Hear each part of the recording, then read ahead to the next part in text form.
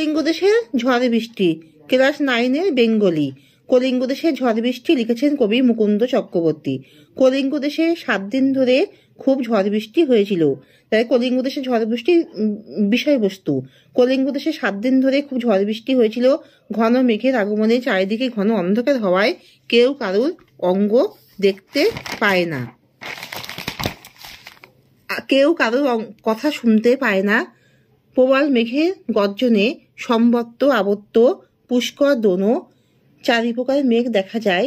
চারিদিকে প্রবল জলধারায় ভুজঙ্গরা সব বেরিয়ে আসে। এই ঝড় বৃষ্টিতে শস্য সব নষ্ট হয়ে যায়, সবুজ শস্য ক্ষেত্র ধূলি ধূসরিত হয়ে যায়। সকলে জৈমিনীকে স্মরণ করে। সকলের মতে জৈমিনী প্রাচীন ঋষি, তিনি বজ্রপাত বন্ধ করতে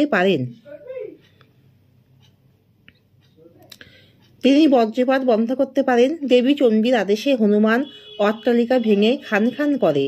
কেউ সূর্যের কিরণ দেখতে পায় না। যাতায়াত যোগাযোগ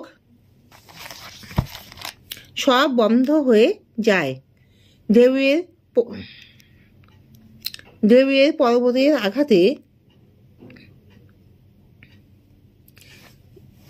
পর্বতের আঘাতে বিপর্যস্ত পরিস্থিতির সৃষ্টি হয়। সকলে কলিঙ্গ ছেড়ে অন্যত্র চলে যায়।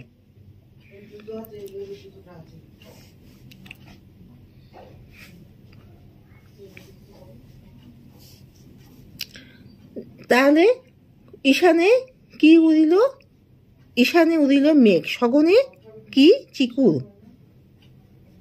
কাদের অঙ্গ এখানে বোঝানো হয়েছে? এখানে কলিঙ্গবাসীর অঙ্গ বোঝানো হয়েছে।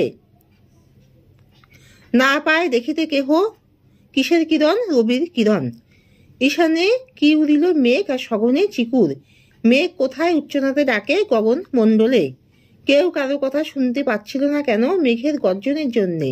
চিকুর শব্দের অর্থ কি? চিকুর শব্দের অর্থ হলো বিদ্যুৎ। তাহলে এখানে কিছু লেখাগুলো আছে, তোমরা সবাই এগুলো দেখে লিখে নাও।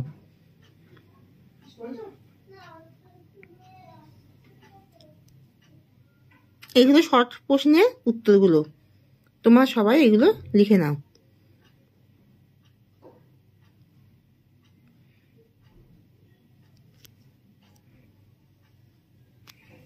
আর এখানে বড় প্রশ্নের উত্তরটা তোমরা সবাই লিখে নাও। আমি তোমাদেরকে বুঝিয়ে দিয়েছি, আর তোমরা সবাই লিখেও নাও। কলিঙ্গ দেশে ঝড় বৃষ্টি লিখেছেন মুকুন্দ চক্রবর্তী। আর এর যে বিষয়বস্তুটা এখানে সব লেখা রয়েছে, তোমরা এগুলো লিখেও নাও।